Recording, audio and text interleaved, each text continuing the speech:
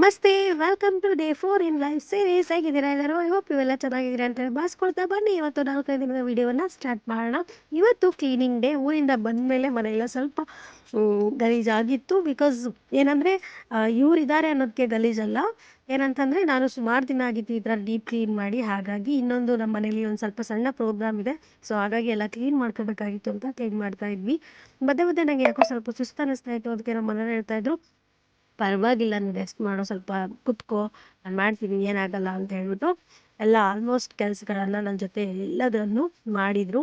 ಅದಾದಮೇಲೆ ಫೈನಲಿ ಎಲ್ಲ ಆದಮೇಲೆ ಎಲ್ಲ ಸೆಟ್ ಮಾಡಿದ್ವಿ.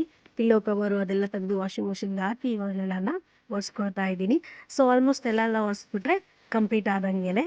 ಸೊ ಡನ್ ಅಂತಲೇ ಹೇಳ್ಬೋದು ಇವತ್ತಿನ ಕೆಲಸ. ಅದಾದಮೇಲೆ ಸ್ನಾನ ಮಾಡ್ಕೊಂಡು ಬಂದೆ. ಸ್ನಾನ ಮಾಡ್ಕೊಂಡು ಬಂದಮೇಲೆ ಡೆಫಿನೆಟ್ಲಿ ಇದು ಚಳಿಗಾಲ ಆಗಿರೋದ್ರಿಂದ ನಂದು ಡ್ರೈ ಸ್ಕಿನ್ನು. ಸೊ ಹಾಗಾಗಿ ಯಾರಿಗೆಲ್ಲ ಡ್ರೈ ಸ್ಕಿನ್ ಇದೆಯೋ ದಿನಕ್ಕೆ 2 ಬಾರಿ ನಿಮ್ಮ ಸ್ಕಿನ್ನನ್ನು ಮಾಯ್ಶ್ಚರೈಸ್ ಮಾಡ್ಕೊಳ್ಳಿ ಅಂತೇಳಿ ಹೇಳ್ತಾ, ಸೊ ನಾನು ನನ್ನ ಬಾಡಿ ಫುಲ್ ಮಾಯ್ಶ್ಚರೈಸ್ ಕ್ರೀಮನ್ನು ಹಾಕೋತೀನಿ.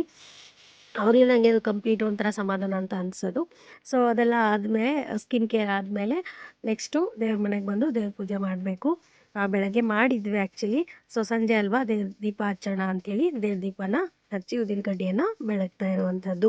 ಸೊ ಇಲ್ಲಿ ನಾ ದೇವ್ರ ಹತ್ರ ಬೇಡ್ಕೊಳ್ಳೋದು ಒಂದೇ, ಯಾವಾಗಲೂ ಎಲ್ಲರನ್ನೂ ಖುಷಿಯಾಗಿ, ಎಲ್ಲರನ್ನ ಚೆನ್ನಾಗಿಟ್ಟಿರಪ್ಪ ಆರೋಗ್ಯವಾಗಿ ಅಂತೇಳಿ ಬೇಡ್ಕೊಳ್ತಾ, ಸೊ ಸಂಜೆ ಅಲ್ವಾ ಒಂದು ಕಪ್ ಟೀ ಕುಡಿಯೋಣ ಅಂಥೇಳಿ ಟೀ ಮಾಡಿಕೊಂಡು ನಾನು ಮತ್ತು ನನ್ನ ಹಸ್ಬೆಂಡ್ ಕುಡಿದು, ಇವಾಗ ಅದೇನಂದರೆ ಶೇಂಗಾ ಬೀಜ 4 ಏನಕ್ಕೆ ಇಟ್ಕೊಂಡು ಕೂತಿದ್ದೀನಿ ಅಂತ ಅನ್ಕೋಬೋದು.